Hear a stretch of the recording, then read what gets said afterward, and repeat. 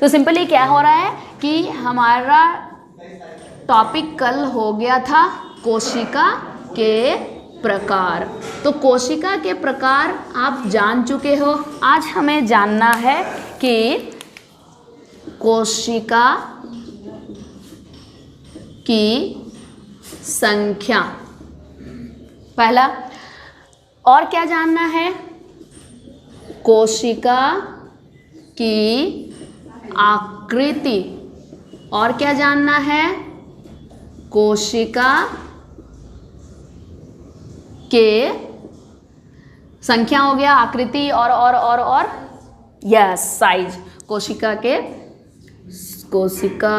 की साइज, ठीक है। चलिए इसकी बात कर ली जाए। तो ये 3 चीज़ पर आज डिस्कशन करना है हमें। तो सिंपली पहले कोशिका की संख्या आपको समझा दूं, ठीक है।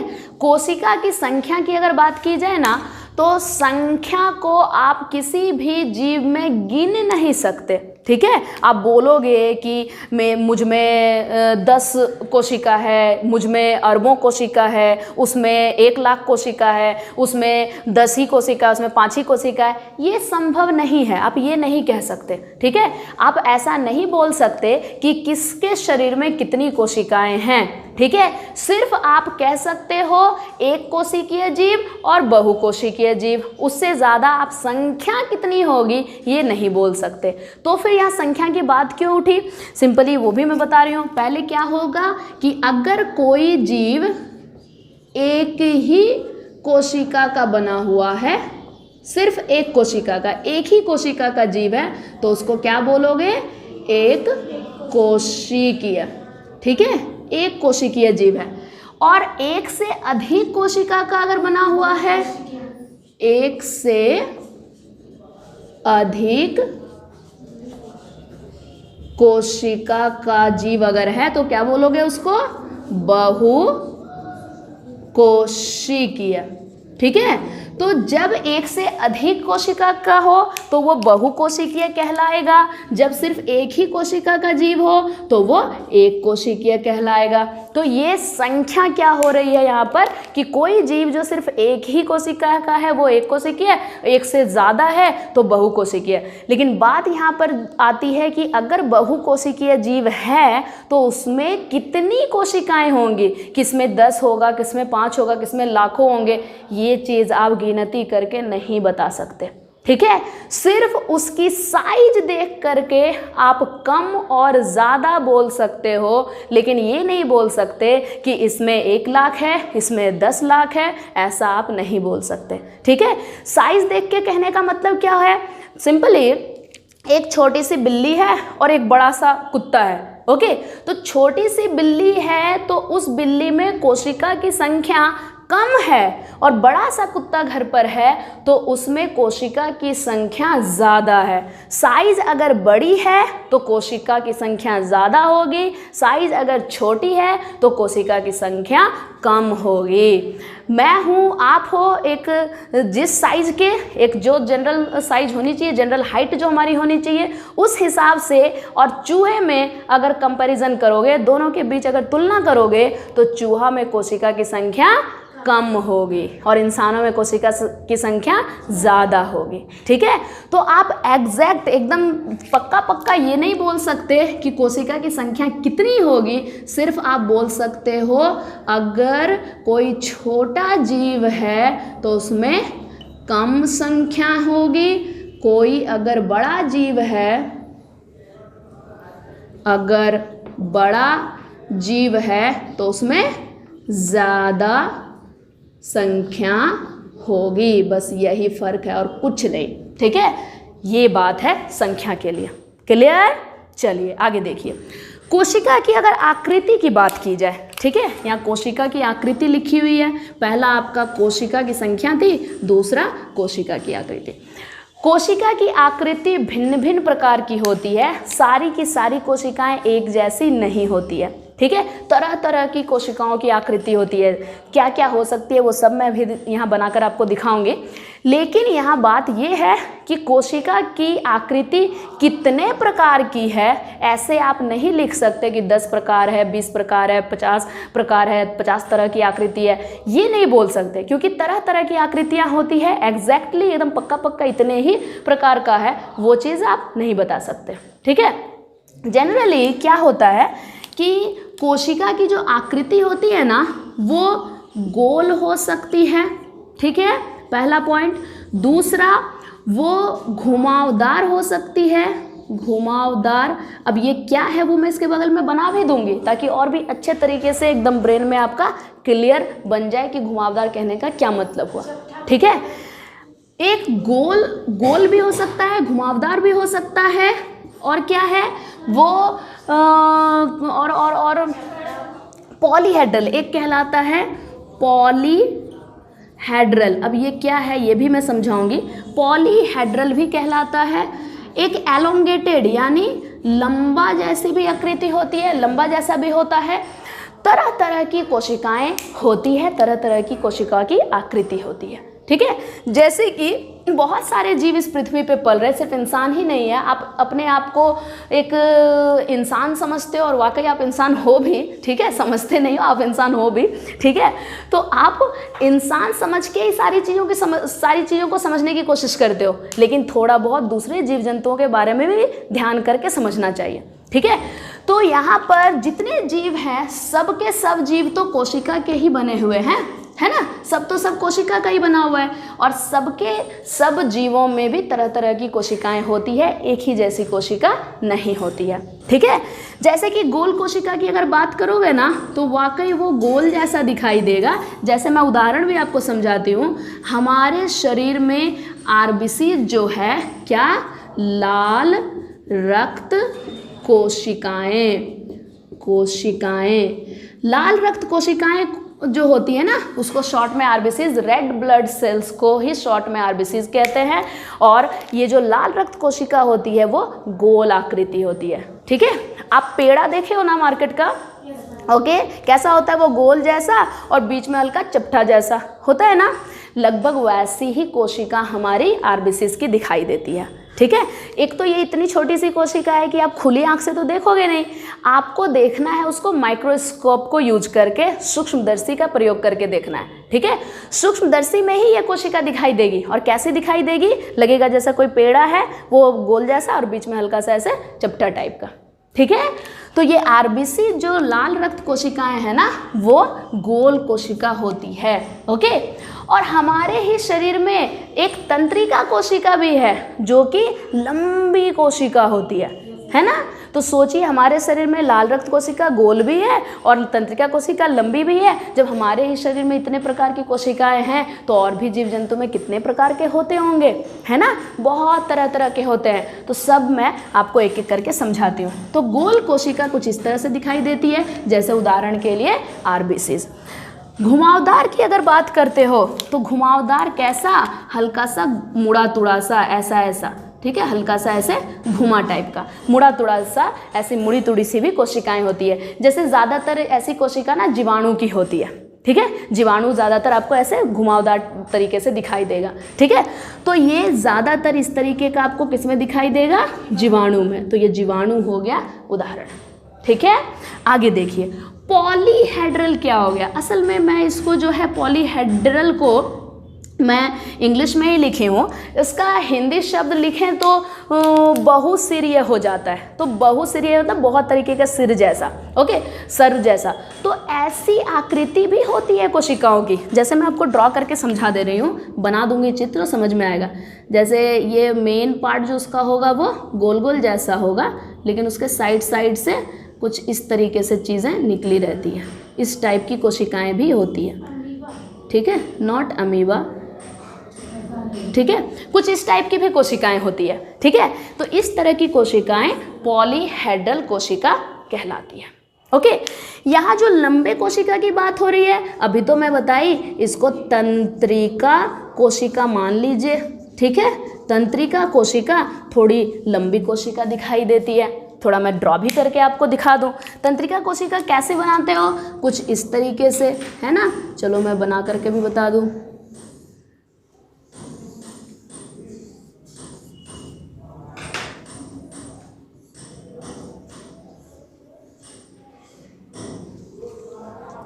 ये रहा, ओके। इसमें क्या चीज़ है वो भी मैं ड्रॉ करके बता दे रही हूँ आपको। आपने 10th में पढ़ाई करी होगी ना, 10th में ऐसा कुछ, yes, very good, okay, very good. तो इस तरीके का डायग्राम आप देखे हुए हो। इसका थोड़ा नाम मैं समझा दूँ आपको, ठीक है। इसमें क्या क्या देख रहे हो, ये आकृति क्या तंत्रिका कोशिका की आकृति ही है ना, वेरी गुड। चलिए ठीक है, ये तंत्रिका कोशिका की आकृति है।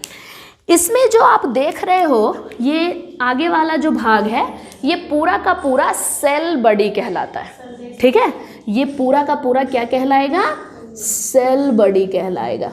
इस सेल बॉडी के अंदर जो काले रंग का मैं गोल जैसा बनाई हूँ वो क्या है, वो केंद्रक है, ठीक है। और जो हरे रंग का मैं डॉट डॉट डॉट डॉट बनाई हूँ वो क्या है, कोशिका द्रव है, ठीक है। ये क्या है, कोशिका द्रव है, ओके। और ये जो आप देख रहे हो थोड़ा हल्का धागा धागा जैसा, रेसा रेसा जैसा जो निकला हुआ है लाल रंग का, ये क्या कहलाता है, वाकई, वेरी गुड, डेंड्राइट्स, है ना, वो डेंड्राइट कहते हैं इसको। और एक जो पीछे लंबी सी पूंछ जैसे निकलती जा रही है उसको क्या कहते हैं, पूंछ जैसी जो निकलती जा रही है इसको एक्सॉन कहते हैं, ठीक है। उसके बाद पीछे जाकर देखो, पीछे में फिर ऐसे झाड़ी जैसे निकली हुई ढेर सारे धागे धागे निकले हुए हैं, उसको क्या बोलेंगे, इसको बोलते हैं नर्व एंडिंग्स, ठीक है। इसको नर्व एंडिंग्स बोला जाता है, ओके। उसके बाद ये जो आप देख रहे हो ब्लू रंग का, ये ब्लू रंग का मैं क्या बनाई हूँ, इसके पूंछ के ऊपर जो एक्सोन है, एक्सोन उसका जो टेल जैसा दिख रहा है उसको एक्सोन बोलते हैं, AXON, एक्सोन। उस एक्सोन के ऊपर जो ब्लू रंग का मैं बनाई हूँ वो एक प्रोटेक्टिव लेयर है, एक परत है, एक बाहर से उस परत उसको ढक करके रखने का एक परत है, जिस परत को इंग्लिश में शीथ कहते हैं, SHEATH, शीथ। शीथ मतलब होता है कवच, ठीक है। तो एक तरीके का ये कवच है, और किसका कवच है, प्रोटीन का कवच है, ठीक है। कौन सी प्रोटीन, बहुत तरह तरह की प्रोटीन होती है, उसमें कौन सी प्रोटीन है ये, इस प्रोटीन को बोलते हैं मायलिन प्रोटीन, ठीक है। तो ये ब्लू कलर का जो देख रहे हो ना वो क्या है, मायलिन प्रोटीन का शीथ है, मायलिन शीथ बोलते हैं, शीथ मतलब कवच, ठीक है। कौन से प्रोटीन का कवच है, माइलिन प्रोटीन का कवच, ओके। तो इसकी आकृति कैसे देख रहे हो, एक लंबी सी आकृति है, लंबा दिखाई दे रहा है। तो कोशिकाओं की बहुत सारी आकृति होती है, उसमें कुछ आकृति मैं आपको यहाँ बना करके समझा दी, उदाहरण देकर भी समझा दी। ऐसे और भी बहुत तरीके के तरह तरह की आकृतियाँ होती है, लेकिन आपको अभी जितना जानना चाहिए वो आपके लिए काफ़ी है समझने के लिए, ठीक है। तो कोशिका की संख्या क्लियर हो गई, कोशिका की आकृति क्लियर हो गई, कोई दिक्कत, समझ गए सब लोग, वेरी गुड। तो अब इसको नोट कर लीजिए, तब कोशिका की साइज समझाऊंगे, ओके। कोशिका की साइज क्या है ना कि यहाँ पे आकृति अलग चीज़ है, आकृति मतलब उसकी शेप, ठीक है, किस तरीके से घुमा मुड़ा है, लंबा है, छोटा है, वो सब। और यह साइज मतलब बड़ा छोटा की बात हो रही है, कितना बड़ा, कितनी बड़ी कोशिकाएं हो सकती है, कितनी छोटी कोशिकाएं हो सकती है, इस लेवल पे बात करनी है, ठीक है। तो मैं जो आपको दो प्रकार की कोशिका समझाई थी, प्रोकैरियोटिक और यूकैरियोटिक, उस हिसाब से साइज को लेकर समझना है, ठीक है। अगर कोई प्रोकैरियोटिक टाइप की कोशिका है ना, प्रोकैरियोटिक कोशिका, ओके, यूकैरियोटिक कोशिका। बात यहाँ पे दो कोशिका की थी, एक प्रोकैरियोटिक और दूसरा यूकैरियोटिक। ये क्या होता है ये तो मैं पहले ही आपको समझा चुकी हूँ। थोड़ा यहाँ पर एक चीज़ मैं और बता दूँ आपको, फिर मैं साइज के बारे में बताऊँगी। प्रोकैरियोटिक और यूकैरियोटिक कोशिका एक्चुअल में किस जीवों में आपको देखने को मिलेगा, ये आपको जानना ज़रूरी है, फिर आप साइज भी अच्छे तरीके से समझ पाओगे। प्रोकैरियोटिक की कोशिका जो होती है ना, वो कोशिका काफ़ी छोटी होती है। पता है कितनी होती है? 0.1 माइक्रोन से लेकर ये 10 माइक्रोन तक की होती है। अब ये माइक्रोन क्या है? ये माइक्रोन एक इकाई है, एक मापक इकाई है जिससे कि उसको मापते हैं। सपोज कि ये मार्कर को मापोगे तो ये सेंटीमीटर में मापोगे, मीटर में तो है नहीं कि मीटर में माप पाओगे। इसको मापने के लिए सेंटीमीटर का इस्तेमाल करोगे। लगभग ये 10 सेंटीमीटर के आसपास इसका मेजरमेंट होगा, इसका माप निकलेगा। वैसे ही कोशिका की साइज अगर मापते हो तो उसका जब उसको मापेंगे तो उसके मेजरमेंट में कितना होगा? वो तो काफ़ी छोटी सी चीज़ है ना, इतनी छोटी होती है कि वो खुली आंख से दिखता नहीं। मैं ऐसे उंगली से भी बताऊं तो संभव नहीं है, ठीक है, वो खुली आंख से दिखेगा ही नहीं। उसको देखने के लिए आपको सूक्ष्मदर्शी की ज़रूरत पड़ेगी। तो अगर सूक्ष्मदर्शी का प्रयोग आप कर रहे हो तो मैं आपको उंगली से नहीं बता सकती, सूक्ष्मदर्शी से जो दिखेगा उसको क्या आप मीटर मिलीमीटर में माप पाओगे? ठीक है, तो उसको मापने के लिए बहुत छोटी सी इकाई है जिसको माइक्रोन बोलते हैं, यानी माइक्रोन जो माइक्रोस्कोप में ही दिखाई पड़े उसको माइक्रोन कहते हैं। ठीक है, तो उसकी इकाई क्या हो गई? अगर प्रोकैरियोटिक है ना तो 0.1 माइक्रोन से 10 माइक्रोन तक की उसकी साइज होती है। ठीक है, और इस तरह की कोशिका आपको जीवाणु कोशिका मिलती है। जो जीवाणु की कोशिका है ना, तरह तरह के बैक्टीरियाज होते हैं। अब जीवाणु की कोशिका, जितने जीवाणु होंगे वो हमारे लिए ख़तरनाक ही होंगे, ऐसी बात नहीं है। बहुत सारे जीवाणु हैं जो हमारे लिए फ़ायदेमंद है। जैसे मैं आपको पहले बताई भी थी, लैक्टोबैसिलस है ना, ये लैक्टोबैसिलस जो दही जमाने का काम करता है। ओके, दूध से दही बनने के लिए ये लैक्टोबैसिलस जीवाणु होना ज़रूरी है, वरना दूध कभी दही में बदलेगा ही नहीं। ठीक है, और ऐसे बहुत तरह के जीवाणु हैं जो हमारे लिए फ़ायदेमंद होता है। बहुत सारे ऐसे भी जीवाणु हैं जो हमारे लिए हानिकारक भी है। ठीक है, जिससे तरह तरह के रोग बीमारी लग जाते हैं। ओके, जैसे निमोनिया है, टाइफाइड है, ये सब बहुत तरह के जीवाणुओं से लगता है हमें। ओके, तो बात यहाँ पे वही हो रही है कि जो जीवाणु की कोशिका होती है ना, वो प्रोकैरियोटिक कोशिका होती है। ओके, जिसमें कि कोशिका झिल्ली उपस्थित नहीं होता। कोशिका झिल्ली नहीं, केंद्रक झिल्ली। कोशिका झिल्ली तो रहेगी ही रहेगी, इसको करेक्ट करिए। कोशिका झिल्ली नहीं, केंद्रक झिल्ली। केंद्रक के ऊपर जो केंद्रक झिल्ली होती है वो नहीं होती है। ठीक है, तो प्रोकैरियोटिक की कोशिका में जो जीवाणु की कोशिका है उसमें केंद्रक झिल्ली उपस्थित नहीं होती है। उसकी साइज कितनी होगी? 0.1 माइक्रोन से 10 माइक्रोन तक की।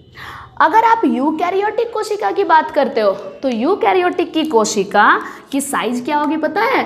0.5 माइक्रोन से लेकर के ये आपका पूरा 100 माइक्रोन तक का हो सकता है।